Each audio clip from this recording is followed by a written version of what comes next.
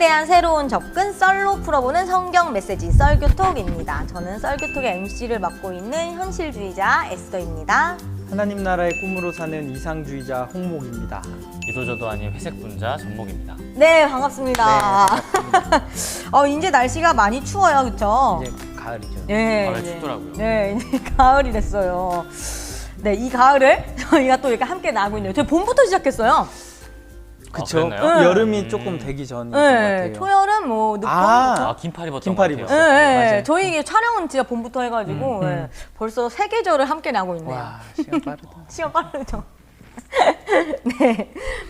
자, 먼저 오늘의 본문 만나보고 올까요?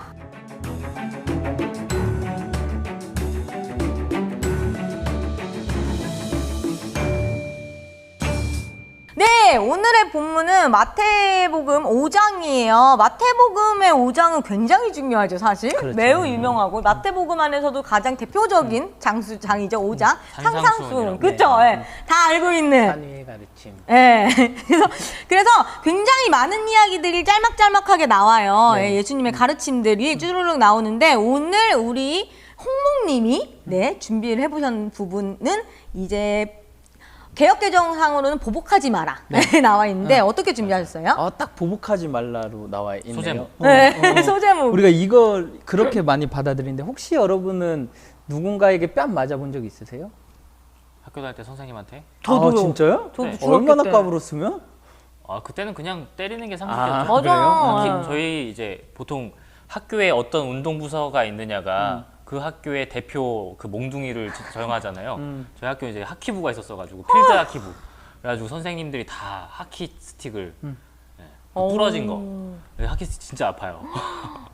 저희 때는 저희 진짜 공부 못해도 맞았어요. 그러니까 막 점수, 성적 떨어지고. 성적 근데 50점 뺨을 이하만 맞고. 때렸어요? 그러니까 제가 얘기했던 게 음. 몽둥이를 들고 다니시는 분들은 차라리 인격적인 분이셨어요. 아, 그러니까 자기 화날 때 사실 사람이 화가 나면 오히려 몽둥이를 찾기보다 바로 손이 땀을 나가잖아요. 때니까. 그러니까 되게 수치스럽게 하기 위해서 사실은 뺨을 많이 때리죠.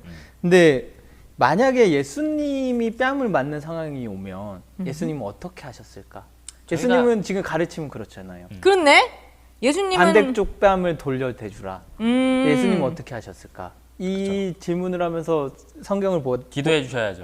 봐보면 18장에 그런 비슷한 이야기가 나와요. 요한복음. 요한복음 요한복음 18장. 그러니까 예수님이 순환복음이네요, 그거. 네. 끌려가셔요. 그리고서 대제사장한테 이제 신문을 받기 시작하는데 대제사장이 예수님한테 너 사람들한테 뭐를 가르치고 다니냐 이 질문을 너 하거든요. 뭔 짓 하고 다니냐. 네가 가르친 게 뭐냐? 그랬더니 예수님이 내가 다 말했는데 내가 뭐 그걸 숨겨서 말하지 않았는데 그치. 그러면 그냥 들은 사람들한테 물어보지 왜 나한테 물어보냐 이렇게 얘기를 하셔요. 근데 그 옆에 있던 한 경비병 같은 사람 한 사람이 갑자기 예수님을 손바닥으로 쳐요. 정확히 말하면 요한복음 18장 22절에 네. 예수께서 이렇게 말씀하셨을 때 곁에 서 있던 경비병 한 사람이 대사장님께 그게 무슨 대답이냐 하면 예수의 뺨을 때렸다. 뺨을 쳤다. 그래서 맞아요. 그럼 예수님의 가르친 대로라면 예수님은 반대쪽 뺨을 돌려주셔야 그렇죠. 돼요. 그런데 예수님이 어떻게 하시냐면 되게 화를 내요. 내가 잘못이 없는데 네가 나를 왜 치냐. 이런 정확히 식으로 내가 반문을 한 말에 하셔요. 잘못이 있다면 어디 대보아라. 증거를 그러나 대봐라. 잘못이 없다면 어찌하여 나를 때리느냐. 네, 그렇죠. 그러니까 힘내네. 예수님은 왜 그러면은 솔직히 자신도 하지 못하는 일을 왜 우리에게 하라고 하셨을까? 이게 저희가 근데 이 해석을 어떻게 보통 해왔냐면 그냥 더 당해줘라. 무조건적 용서. 아낌없이 주는 나무같이 얘기했죠, 이거. 계속. 맞네. 만약 내가 부당하게 돼도 한 대 더 맞아주고 그냥 참아라. 그렇게 살아라. 그냥 참아라죠, 참아라. 참아라. 응. 보복하지 말라. 이렇게 했는데 이게 일단은 예수님이 악한 자를 대적하지 말라라는 번역부터 우리가 다시 잡아야 되거든요. 네. 그러니까 우리가 이 번역 때문에 악한 자를 대적하지 말라. 그러니까 대적하지 말라에 초점을 맞췄어요. 그러니까 보복하지 말라. 근데 그렇죠. 여기서 보복하지 마라. 악한 자 이 본문의 원어를 보면 대적하지 말라는 안테스테니아라는 단어이거든요. 그러니까 모모에 대항하여서 그리고 군사적인 폭력 아니면 어떠한 무장봉기에 대항하여서의 그러니까 이게 뭐냐면 군사적 의미로 사용되는 단어거든요. 그러니까 예수님이 지금 하신 대적하지 말라는 너가 악한 자의 그 폭력에 대해서 군사적인 방법, 폭력의 방법으로 대응하지 말라 이거예요. 그러면 우리가 폭력에 대응할 수 있는 방법이 세 가지 정도예요. 하나는 뭐냐면 그냥 수동적으로 당해주는 거, 맞아주는 거. 하나는 폭력으로서 맞서는 거, 같이 뺨 때리는 거죠. 그렇죠. 하나는 뭐냐면 비폭력적인 저항. 폭력을 쓰지 않냐나 저항을 하는 것. 간디로 대표되는. 네, 간디로 그렇죠. 대표되는. 근데 간디보다 사실 예수님이 저는 오늘 하고 싶은 게 이 가르침이 비폭력 저항을 의미하고 있다를 얘기를 하고 싶은 거예요. 결론부터 말하면. 그 내용을 하나씩 살펴 들어가 보면 이런 건데 지금 예수님이 만약에 네가 오른쪽 뺨을 맞으면 이라는 가정 상황으로 두고서 시작을 하시잖아요.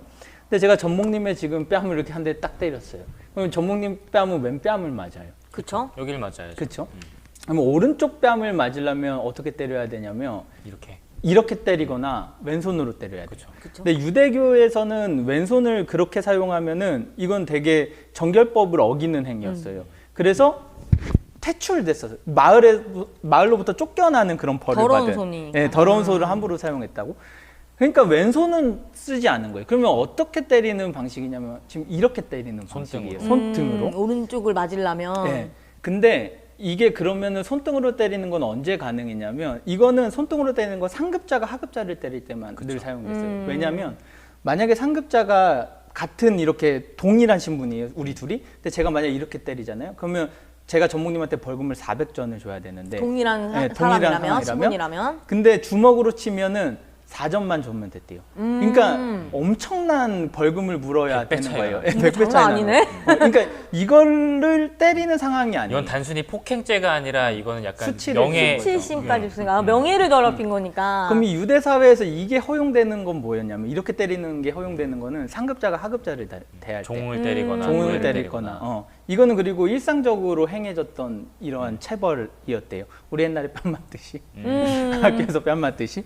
그러니까 지금 예수님이 이 상황을 알려주고 있는 사람들은 하급자의 신분들, 오른쪽 뺨을 상급자에게 맞는 사람들을 가정하고 있는 거예요. 이게 사실 팔복 그거의 연장선상에서 나오는 거라서 그렇게 보는 게 맞죠. 왜냐하면 팔복을 듣기 위해 나온 사람들 자체가 사실은 대상이 가난한 사람들이고 소외된 사람들이니까. 그래서 예수님이 근데 만약에 네 상급자가 오른쪽 뺨을 때리면 왼 뺨도 돌려대라 라고 얘기하시잖아요.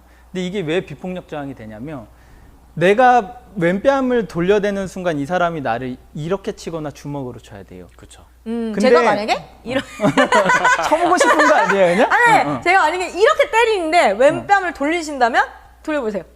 그치? 아니, 아니, 지금은 원래는 이렇게 왼뺨인 때리죠. 거예요. 아 맞네. 원래는 이렇게 네. 때려야 되는 거예요. 네, 이렇게. 이렇게. 어, 어. 이렇게 아. 때려고 났는데 얘가 네. 지금 이렇게 된 거예요. 그러네, 이렇게 돌려야 되는 거야. 그렇네. 그러면은 이제 이렇게 치거나 하는데 이렇게 이제 쳐야 되는 거지. 돌려대니까 이렇게 치거나 그치, 이렇게 이렇게 치거나 쳐야죠. 그렇네. 그러면 이 행위가 지금 무엇을 얘기하냐면 상급자가 하급자를 칠 때는 이렇게 쳐야 되는데 지금 너 이렇게 주먹이나 한번 뺨으로 이렇게 나를 하게, 쳐봐. 이게 뭐냐면 너 나랑 동일한 신분임을 인정해. 이 의미가 때리는 돼요. 순간 그게 인정돼 버리는 네. 거죠. 어. 그런 저항의 의미로서 이 본문을 우리가 해석해야 한다라는 거죠. 그리고 두 번째도 이게 그러면은 그 뒤에 이어지는 모든 상황들이 다 똑같은 그 맥락에서 우리가 해석할 수 있거든요. 네. 누가 너를 고소하여 네 겉옷을 가지려는 사람에게 속옷까지도 내어주라라고 얘기를 해요. 구약 성경의 신명기법을 보면은 원래는 이 겉옷은 절대로 가져가서는 안 되는 절대 안 되는 거예요. 거죠. 그리고 담보물로 가져왔더라도 저녁에 다시 돌려줘야 돼요. 왜냐면 그 사람이 덮고 자야 되기 때문에. 거의 자신의 생명을 지킬 수 있는 마지막 수단 같은 그렇죠. 거라서. 그런데 예수님은 지금 오히려 그 것마저도 마지막 수단마저도 모두 다 내어주고 속옷까지도 다 내어줘라. 이것 때문에 사실 되게 이 본문이 아낌없이 주는 나무같이 이렇게 인식이 네. 많이 됐잖아요. 네. 그런데 지금 이게 법정에서 벌어진 일이라고 그쵸. 했잖아요. 네. 그러면은 이 사람이 이렇게 모든 것을 다 내어주고 나면 이 사람은 지금 벌거벗은 상태가 돼요. 아무것도 그렇네요. 입지 않은 상태. 그리고 근데 이러고 가면은 이 유대교에서는 사실 이 벌거벗은 것이 되게 수치스러운 행위. 그렇죠. 그건 그리고 뭐 유대인뿐만 금기되는 아니라 거예요. 사실은 우리도 그렇죠. 모든 나라가 다 그러죠. 근데 유대인이 조금 독특했던 게 뭐냐면 벌거벗은 사람을 본 사람도 되게 안 좋은 수치스러운 일인 걸 거. 보는. 네, 수치스럽고 치욕스러운 것이고 그리고 이 책임이 또 누구에게 돌아갔냐면 벌거 벗긴 사람한테까지도 그쵸. 돌아갔어요. 그러니까 우리가 예전에 그 노아를 보면 노아 이야기를 보면 노아 아들, 아버지가 술 먹고 노아가 술 취해서 노아가 술 노아 취해서 아버지가 아니라 노아가 술 취해서 노아가 술 취해서 아들들이 그 아버지를 다 신체를 보잖아요. 네. 그리고 엄청난 맞아요. 저주를 받아요. 응. 그 아들도 보게 했다고. 그 한 명의 아들이 흉봐가지고 그 한 명만 그렇고 그러니까. 나머지 아들들은 가려주고 보지 않으려고 네. 애를 그쵸. 쓰죠. 네. 그러니까 그게 되게 나쁜 벌거벗은 상태를 보거나 그것을 그렇게 하거나 이런 것들이 되게 금기되는 일이었는데 예수님은 지금 그 상태로 네가 법정에 나가라라고 얘기를 하시거든요. 그러니까 사실 법과는 조금 먼 얘기를 지금 가르쳐 주시는데 근데 이 사람이 벌거벗은 채로 법정을 가게 되면 이 책임이 지금 이 사람에게만 가는 게 아니라 오히려 또 누구에게까지 가냐면 이 사람을 고발하여서 이 사람을 벌거벗게 한 사람까지로 간다는 거예요. 그쵸. 그러니까 이 사람은 굉장히 악덕스러운 사람임을 법정에서 드러나게 되는 거죠. 온천하에 내가 악덕스러운 사람입니다. 나는 속옷까지도 다 빼앗는 사람입니다를 이렇게 나타내 보이게 된다는 거죠. 그러니까 이 상황을 살짝 한번 상상을 해보면 그러니까 이 유대교 전통에서 이 송사라는 것 자체를 하는 장소가 많은 사람들이 모이는 장소잖아요. 그렇죠. 네. 장로들이 재판을 해주는데 엄청나게 많은 사람들이 막 모여가 재판하려고 모여 있는데 여기 벌거벗은 애가 이렇게 오고 있으면 단번에 수근수근거릴 수밖에 없는 거예요. 그렇죠. 쟤 왜 벗었어? 누가 벗긴 그치, 거야? 그러면 이제 데리고 오는 송사하려고 마음 먹고 뺏으려고 갖고 왔던 애는 완전 재판 시작 전부터 그냥 진 거예요 이미. 나쁜 놈. 이미 나쁜 놈으로 낙인이 찍혀버린 거예요. 원래 실제 재판에서도 사실 여론이 되게 중요하거든요. 그렇죠.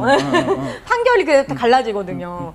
그러니까 지금 예수님은 네가 만약에 너를 빼앗기려는 사람한테 미운 놈한테 떡 하나 더 줘라 그게 이런 아닌 식이 그게 거죠. 아니에요. 아니라 완전 진짜 다 줘. 하나 달랬더니 막 다 줘가지고 이 사람 완전 나쁜 놈 만든 그치 그치. 미운 놈이 미운 놈임을 세상에 세상에 밝혀낼 수 알려라. 있다. 그치. 이거예요. 제가 얼마나 나쁜 놈인지. 얼마나 나쁜 놈인지.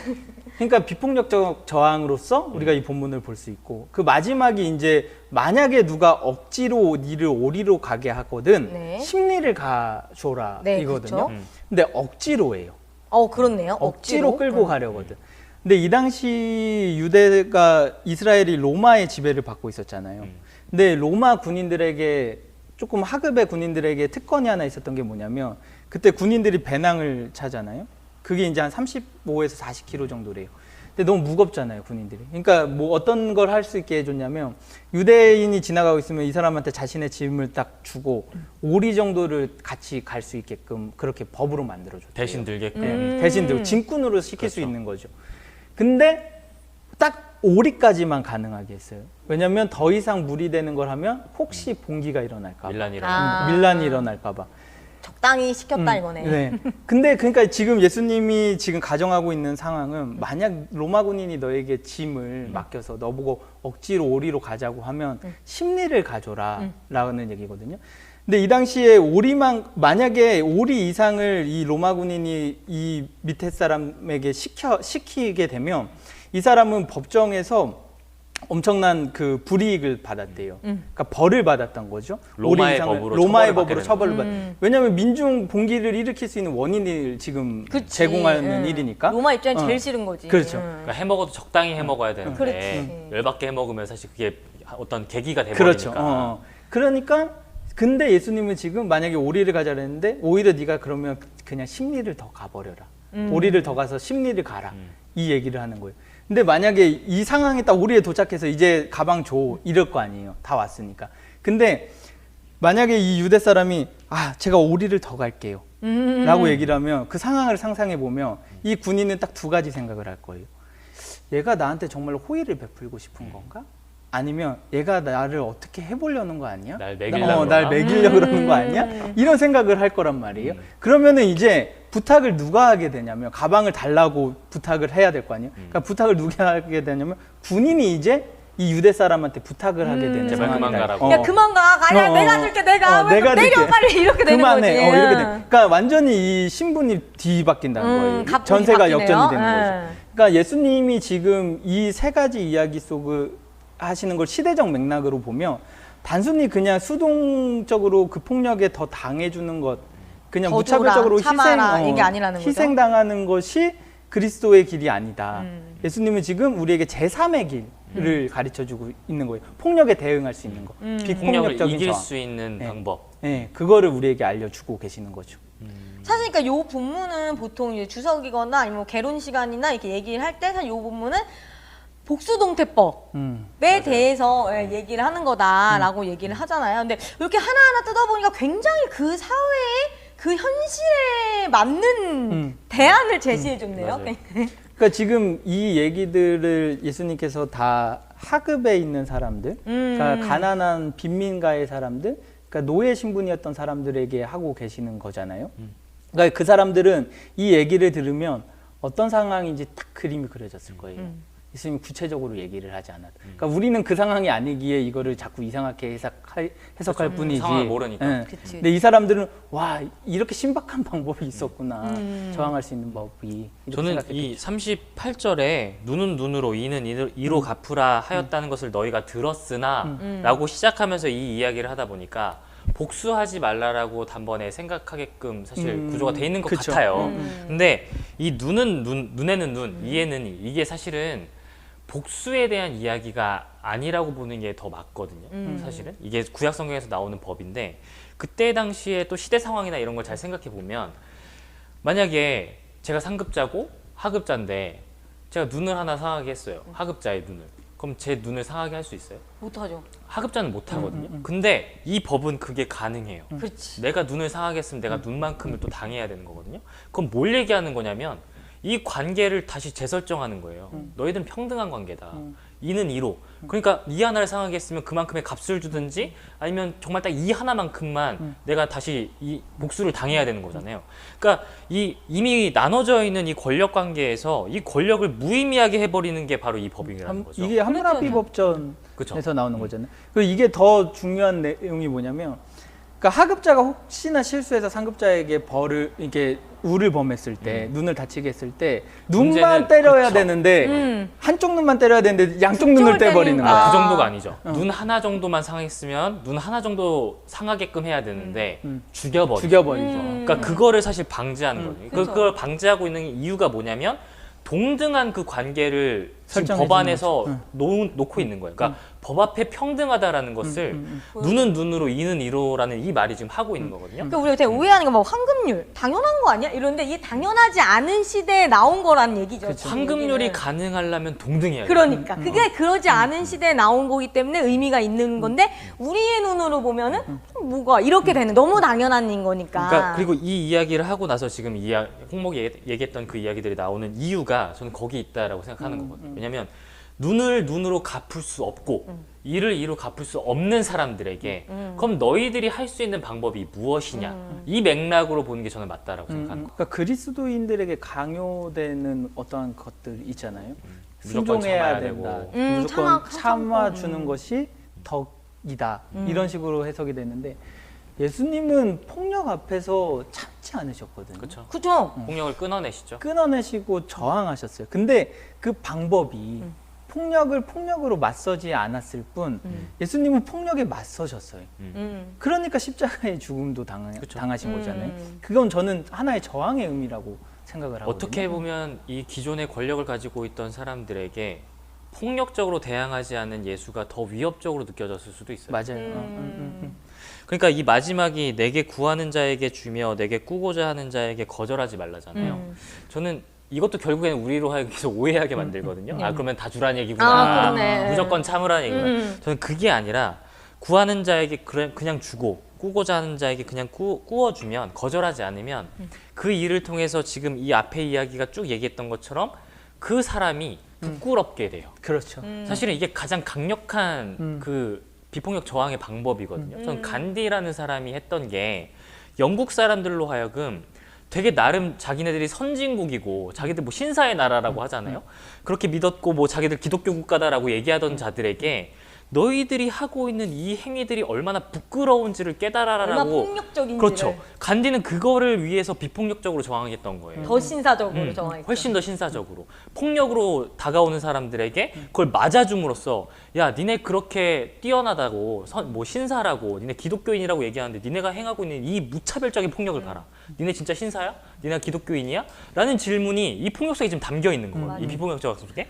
한국 시위도 마찬가지예요. 7, 80년대 시위는 완전 막 무장 투쟁이었고 막 화염병 던지고 이랬는데 그래서 이제 21세기에 나온 게 촛불 시위, 평화 시위였죠. 근데 저는 네. 그게 저 옛날에 아마 홍목이랑 이거 갖고 얘기 엄청 엄청 싸웠던 싸웠죠. 적이 있는데 폭력이냐 비폭력이냐 가지고 싸웠던 적이 있는데 그래서 그때 공부를 좀 많이 했었거든요. 되게 유명한 학자가 있어요. 엘룰인가? 뭐 자크 엘룰인가라고 있는데 그 사람이 쫙 정리해 놓은 것 중에 하나가 그거예요. 여튼간 그때 당시의 상황과 그때 당시에 어떤 우리가 저항하고 있었던 그 모든 다양한 방법들 중에서 가장 효과적인 걸 선택해야 한다라는 이야기를 하거든요. 근데 저는 예수님이 선택한 이 방법이 그 당시에 가장 효과적이었기 때문이라고 생각해요. 맞아요. 그리고 방금 뭐 이렇게 예수님이 얘기한 것처럼 그 운동이 좀 바뀌었다 그랬잖아요. 네. 저는 그 이유가 부끄러움을 모르던 시대와 부끄러움을 아는 시대. 저는 이 시대의 차이라고 생각해요. 부끄러움을 모르는 자들에게 부끄러움을 모르는데 비폭력 저항을 하면 사실 그게 큰 힘이 없어요.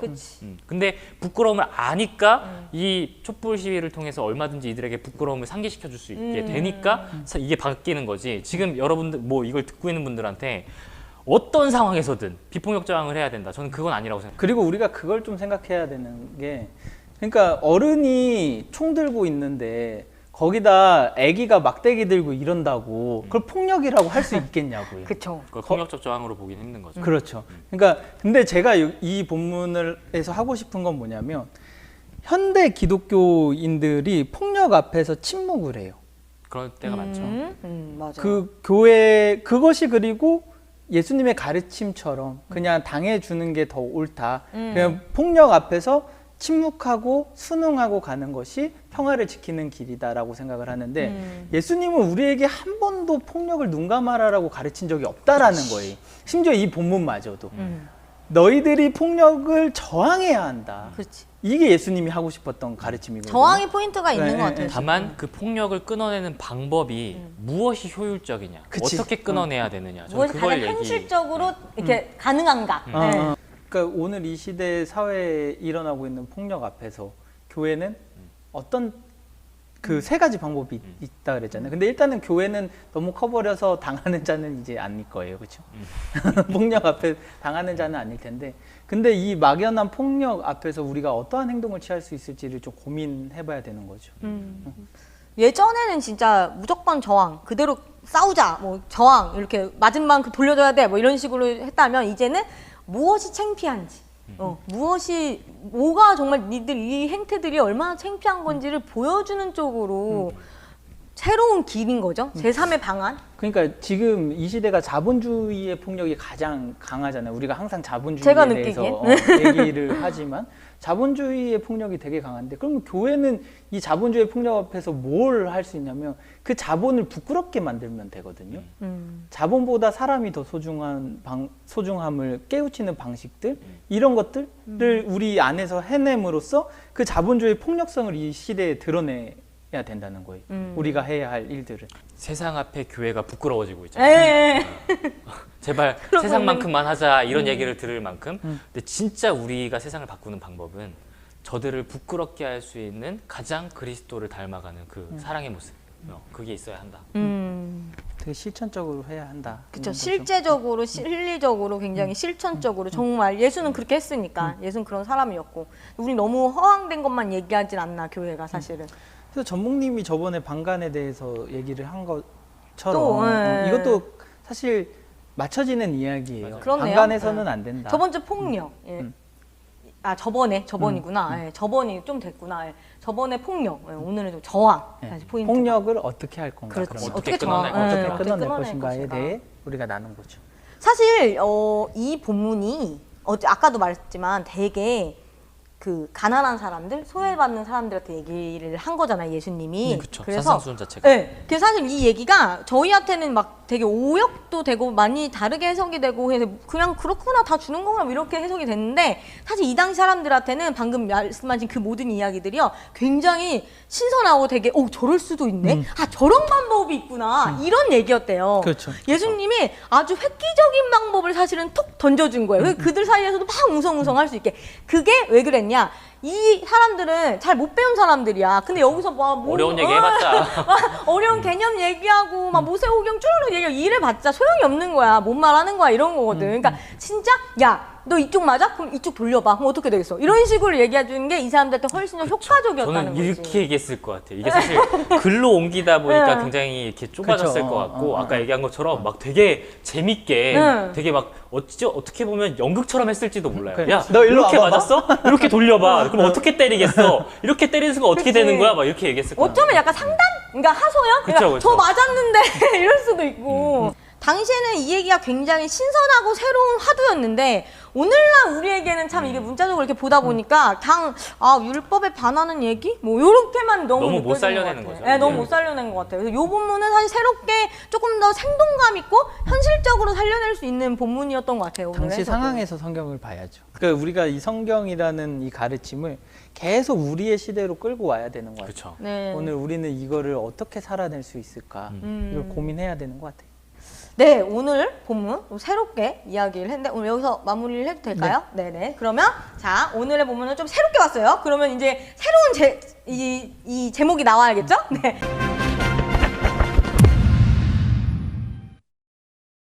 코너 속의 코너. 네, 설교 제목 짓기입니다. 가장 부담되는 나 이거 왜 이렇게 못하는지 모르겠네. 이게 아닌데. 비폭력장의 원조. 항상 1차원적으로. 네. 원조 비폭력 나 이런 거. 뭐 하지? 저 문제요? 저는 아까 뭐 계속 얘기한 건데 저들로 하여금 부끄럽게 하라. 전 원래 준비한 건 행동하는 예수였는데 뭔가 마음에 안 드는데 아니면 저항하는 예수 하세요. 현실주의자 예수. 현실적인 대안을 줘야지 쓸데없는 대안 주면 안 되네. 아니 솔직히 목사님들 설교도 다 그래. 너무 현실적이지 않아 대안들이. 않을 근- 때가 많죠. 근데 이게 항상 고민인 게 예수님은 되게 진취적이고 진보적인 이야기를 하셨어요. 그러니까 사실 이거를 우리의 현실에 갖고 오기가 힘든 게 예수님의 삶의 상황과 우리의 삶의 상황이 달라요. 그러니까 우리가 이거를 현실로 못 갖고 오는 이유가 저는 거기에 있다고도 봐요. 살아낼 수 없어요, 사실. 근데 비슷하게라도 가자. 따라가자. 그러니까 저는 예수님이랑 똑같이 하려고 하는 것 자체가 말이 안 되는 거예요. 저희가 그렇죠. 기본적으로 뭐 운동 같은 걸 배워도 초보자랑 고수가 있는데 어떻게 초보자가 단번에 고수처럼 하고 싶어요? 그럼 몸 다 다쳐요. 그렇죠. 한 그러니까 번씩 가야지. 우리가 하려면은 가장 기본적인 것부터 기초부터 이렇게 조금씩 해가면서 그게 하다 보면 또 이게 숙련이 되는 거지. 그러니까 신앙이라는 게 우리가 성령 같은 것도 잘못 착각하면 한 번에 뜨거워. 한 번에 될 거라고 바로 막 생각하지만 나오고. 신앙은 제가 봤을 때 숙련의 과정이다. 훈련해. 평생 걸어가야 되는 길이죠. 그쵸. 네, 좋습니다. 그래서 오늘은 여기까지 깔끔하게 마무리 짧게 한번 해보도록 할게요. 네, 시청해주셔서 감사하고요. 조댓구알 부탁드립니다. 네, 감사합니다.